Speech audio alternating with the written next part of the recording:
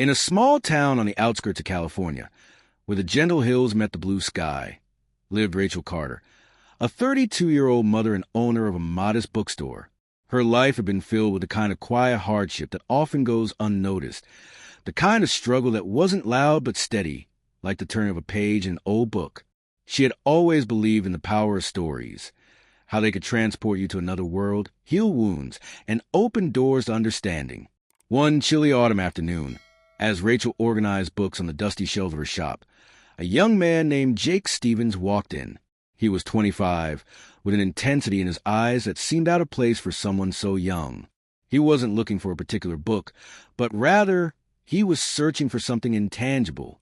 His eyes scanned the titles, though it was clear his mind was elsewhere.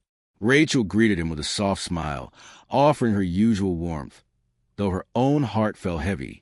She had been struggling with the thought of closing her bookstore due to declining sales. The small town around her was changing, and fewer people came through the door. "Can I help you find something?" she asked. Jake paused, then looked at her with sudden sincerity. "Maybe. I'm trying to figure out what's next. I feel like I'm stuck, like I don't know where I'm going." Her heart went out to him. Rachel recognized that feeling, the quiet panic of not knowing the next step. "You know," she said, "sometimes we find our way not by searching for answers, but by embracing the unknown." As the days passed, Rachel found herself reflecting more and more on her conversation with Jake. There was something about his words that had resonated deeply with her, as if they were a reflection of her own unspoken fears. The bookstore, once the beating heart of her small town, had begun to feel like a relic, like a memory from a time that no longer existed. Sales had dwindled to a trickle, and she often wondered if the town's shift toward online shopping and big chain stores had sealed her fate. One quiet evening, as Rachel sat in the back of the bookstore, sipping on a warm cup of chamomile tea, she noticed a familiar face peering through the glass door. It was Jake again, looking a little more worn than the last time she'd seen him. He hesitated before pushing the door open, the bell above it chiming softly. "Rachel," he greeted her, his voice carrying the weight of someone who had been thinking hard. "I've been coming in here almost every day since our last talk. I've been reading some of these books, and, well, I think I understand what you meant about not needing all the answers at once." Rachel set her cup down, her heart swelling with something close to hope. "What have you found?" she asked, her voice tender, yet curious. Jake smiled, a quiet relief in his eyes. "I don't have everything figured out, but I've realized that I don't need to. I just need to keep moving forward, step by step, one thing at a time." Rachel felt a warmth spread through her chest. In his journey, she had found her own spark again. Maybe, just maybe, this bookstore had a chance, not by clinging to the past, but by embracing the uncertainty of the future. The following week, Rachel decided to do something bold. Instead of waiting for customers to come to her, she was going to bring the bookstore to them, in a way no one in her small town had ever seen before. With a mischievous grin, she gathered her courage in a stack of old romance novels she had found buried in the back of the store. She also grabbed a few quirky titles that she knew would make people laugh. "I'm going to host a bookstore pop-up, but with a twist," she declared to herself, not caring if anyone was around to hear. It was a silly idea, but she figured it couldn't hurt to try. She was sick of waiting for things to happen. She needed to stir up some excitement. She rented a small space in a local park, set up a table with a few foldable chairs, and slapped up some neon posters around town that said, "Rachel's Bookstore, a pop-up that's anything but ordinary." She even put up one that said, "Free cookies with every book purchase," which, to be fair, was mostly a lie. But who could resist free cookies? When the day arrived, Rachel dressed in her comfiest jeans and a t-shirt with the slogan, "Reading is my superpower," on it, and set up her little booth. The weather was perfect. A mild 75 degrees Fahrenheit with a slight breeze that carried the smell of fresh-cut grass and the faint sound of kids playing nearby. Within the first hour, the event was a hit.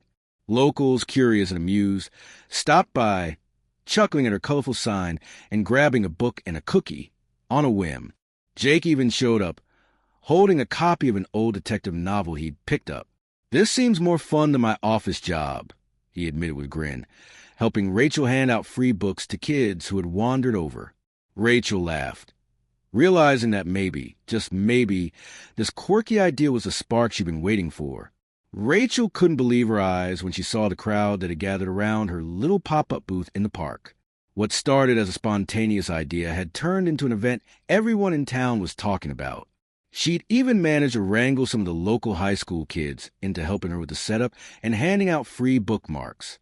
It was the kind of thing you only see in the movies, and yet here she was, surrounded by people, all excited to pick out books. At one point, a man in his late 40s named Mr. Thompson, who she swore had never stepped foot inside the bookstore in the 10 years she'd known him, walked up. He squinted at the display like it was an alien artifact. "So, Rachel," he said, holding up a dusty paperback from the table, "I've never read a book for fun in my life. You think this one's any good?" Rachel couldn't help but chuckle. It's really good if you got a taste of dramatic historical fiction and a bit of romance on the side. He raised an eyebrow. Romance, huh? I'll give it a shot, but only because it's free." She grinned. "That's the spirit. Enjoy." Meanwhile, Jake was doing his best to keep the crowd entertained. He had taken it upon himself to make book recommendations with such exaggerated enthusiasm that Rachel could hear him from across the park. "If you like mysteries, you're going to love this one," he yelled to a confused woman looking at the self-help section. "It's like Sherlock Holmes meets The Godfather."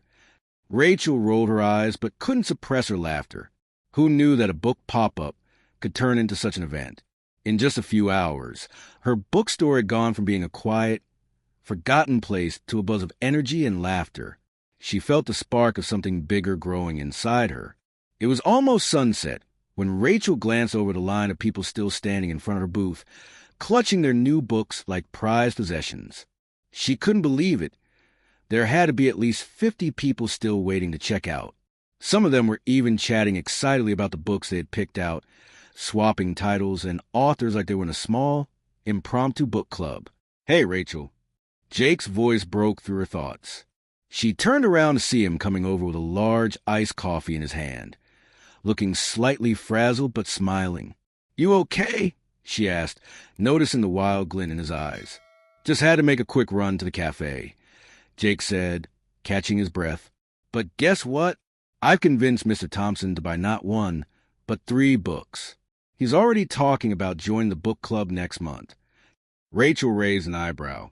"Wow. I thought you were just selling him the book for fun." Jake shrugged, taking a sip of his coffee. "Nah, I figured if I could talk him into buying one, the other 2 would follow. And if he's into historical romance now, well, that's a win in my book." As Rachel laughed, she noticed a group of teenagers huddling by the snack table. They had been hovering around the booth for a while, looking too cool for school, and now one of them was holding up a book with wide eyes. "This is amazing," she heard him say. "It's like Twilight, but with werewolves in space." Rachel stifled a laugh, shaking her head. "Well, if that doesn't get the kids excited, I don't know what will." As the evening wore on, she realized that what she had started as a simple idea had turned into something bigger than she had ever imagined. Not only were people reading books, but they were having fun doing it. And if that didn't make it all worth it, she wasn't sure what would. It was just after lunch when Olivia realized the day had taken a dramatic turn. The booth was buzzing with energy, but her focus was shifting in unexpected directions. She was behind the table, organizing the last few books, when a familiar voice called out her name. "Olivia." The voice was high-pitched, filled with excitement. Turning around, she saw Sarah, her longtime friend, who had come to help at the event. Sarah was holding a large stack of books in her arms, looking a bit like a human book tower. Her short, curly hair bounced with each step, and her wide grin was infectious. "What do you have there?" Olivia asked, chuckling as she took the stack from Sarah. "Just a last-minute order I picked up from the warehouse," Sarah said, out of breath. "But check this out. I found something special." She handed Olivia a thick hardcover with a sparkling cover. "This," Sarah continued with a dramatic pause, "is The Adventures of Darius the Dragon Slayer. I swear it's going to be the book of the year. We're talking dragons, secret societies, and a romance that could make you swoon." Olivia raised an eyebrow. Romance, dragons, and secret societies? That's a lot to unpack. Oh, I know, Sarah said with a wink. But you'll see. Once people get a glimpse of this, they won't be able to put it down. I'm already envisioning the movie deal. Olivia laughed. A movie deal, huh? Well, let's make sure we sell at least one copy first. As the day passed, Olivia couldn't help but think about how much fun the event was turning out to be. The crowd was laughing, swapping stories, and even debating over which fictional character would win in a fight. One of those fantasy debates that could go on forever. And through it all, she felt a warmth in her heart, knowing that this little bookstore event was more than just about selling books. It was about bringing people together, one laugh and one conversation at a time. The air outside was starting to cool as the sun began to dip below the horizon, casting a golden glow over the bustling town square. Olivia stood at the edge of the event, looking out at the crowd that had gathered. There was something about the energy in the air that felt different tonight. Maybe it was the thrill of the event, or maybe it was a sense of community growing around her booth. "Olivia!" came a voice from behind, snapping her out of her thoughts. It was Jamie, the local barista and unofficial gossip queen of town, holding a tray of iced coffee drinks in both hands. She had a twinkle in her eye that made Olivia feel like something was about to go down. "Thought you might need a pick-me-up," Jamie said with a wink. "You've been working hard today." "Thanks, Jamie. You always know how to keep me going," Olivia replied, taking a drink and savoring the sweetness. "But, you're looking a little too cheerful. What's going on?" Jamie leaned in and whispered dramatically. "You know the bookstore down the street? The one with the old man who refuses to update his inventory? Well, he's finally selling out. Someone just walked in and bought every copy of Darius the Dragon Slayer." Olivia's eyes widened. "Wait, what? No way. That book's only been out for a day." "I'm telling you, I saw it with my own eyes," Jamie continued, holding up her coffee as if making a toast. "The town's getting a little bit of a book craze on its hands. And guess who's at the center of it all?" Olivia laughed, shaking her head. "You're saying we're going to have a dragon fan club now? That's a first." "Absolutely. And you, my friend, are the queen of it all," Jamie said, raising her drink. "Here's to you, the future ruler of fantasy." Olivia couldn't help but laugh as she clinked her iced coffee against Jamie's. The night was shaping up to be more entertaining than she had ever imagined. The next day, the town was buzzing even more than usual. Olivia couldn't believe how much attention Darius the Dragon Slayer had been getting. What started as a quiet weekend book fair had quickly turned into the talk of the town. It seemed like everyone was either reading the book or asking where they could get a copy. She was arranging her table at the local cafe for the weekly meet and greet when her friend, Claire, walked in.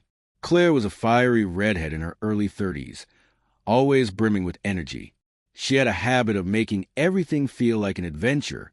"Olivia," Claire called out, practically skipping over. "I heard you're the mastermind behind this Darius craze. Is it true?" Olivia grinned. "Well, I'm not sure about mastermind, but I might have had a little hand in it." Claire plopped down across from her, pulling out a phone and showing Olivia a local news article. The headline screamed, "Small Town Turns into Fantasy Book Hub, Thanks to Local Author." It had a picture of Olivia standing in front of her booth with a massive grin on her face. "Wait, they actually put that in the paper?" Olivia asked, slightly in disbelief. "Yep," Claire said with a laugh. "I guess you've gone viral in the literary world. I hope you're ready for all the new fans." Olivia let out a sigh. "I don't know if I'm ready, but I guess there's no turning back now. There's a line out the door of the cafe every day. People asking where to get the book." Claire leaned in with a mischievous grin. "And here? I thought you were just going to sell a few copies at a book fair. Now you're a local legend." "I'll take that," Olivia replied, laughing, "as long as it doesn't come with any dragons." The two of them shared a laugh, the kind that only close friends could, before turning their attention to the growing crowd outside. It looked like Olivia's wild ride was just beginning. The following weeks were a blur for Olivia. Her book had skyrocketed in popularity, and she barely had a moment to herself. Everywhere she went, People were eager to talk about Darius the Dragon Slayer, asking for signed copies and offering praise. It was exciting, but also overwhelming. Olivia had once dreamed of this kind of success, but now that it was here, she wasn't sure she was ready for all of it. One evening, after a particularly busy book signing event at a local bookstore, Olivia sat down at her kitchen table, nursing a cup of chamomile tea. The room was quiet, and she finally had a chance to reflect. She thought about the long, hard hours she had spent writing the novel, the doubts she'd fought through, and the constant pressure she'd felt to be perfect. Her phone buzzed, breaking the silence. It was a message from Claire. "Come meet me at the cafe tomorrow morning. We need to talk." The next morning, Olivia met Claire at their usual spot. Claire was already there, sipping on a large iced coffee, looking unusually serious. "What's up?" Olivia asked, settling into the seat across from her. Claire gave her a knowing smile. "I've been watching you, and I can see you're starting to feel the weight of all the success. You're spreading yourself too thin." Olivia frowned. "I just don't want to let anyone down. People are relying on me now." "I get it," Claire said. "But remember, no one can pour from an empty cup. Success isn't about doing it all. It's about doing what you can with what you have, and knowing when to ask for help. Don't burn yourself out." Olivia sat back, the weight of Claire's words sinking in. It was a lesson she needed to hear. Success, she realized, wasn't just about achieving your dreams. It was also about taking care of yourself along the way. The morning after her conversation with Claire, Olivia took a long walk through the park near her apartment. It was a cool autumn day, with the smell of damp leaves in the air and the occasional rustling sound from the trees. The gentle breeze felt refreshing on her face, but her mind was still clouded with the pressures of her newfound fame. She knew she couldn't keep running on empty forever. As she walked, she noticed a group of children gathered near the swings, laughing and playing. They seemed so carefree, so unburdened by any sense of obligation. Olivia couldn't help but smile at the sight. It was a reminder that sometimes life would be simple. She sat down on a nearby bench, taking in the peaceful scene around her. That's when she saw an elderly man slowly making his way along the path with the help of a cane. He was moving slowly but steadily, with a contented smile on his face. He had a quiet presence, and something about him made Olivia pause. He noticed her and gave her a warm nod. "Lovely day, isn't it?" he said, his voice kind but wise. "It is," Olivia replied, returning the nod. "But it's also been overwhelming. I've been trying to do everything, and I think I'm losing myself in it." The old man chuckled softly. I've been there, trying to do too much, too fast. It's easy to forget that progress, real progress, is a steady pace. You don't have to rush, and you certainly don't have to do it all on your own." His words were simple but hit home. Olivia realized that the pressure she'd been feeling wasn't a race. She didn't have to do everything immediately or by herself. Success, she thought, wasn't about the speed of the journey. It was about the journey itself.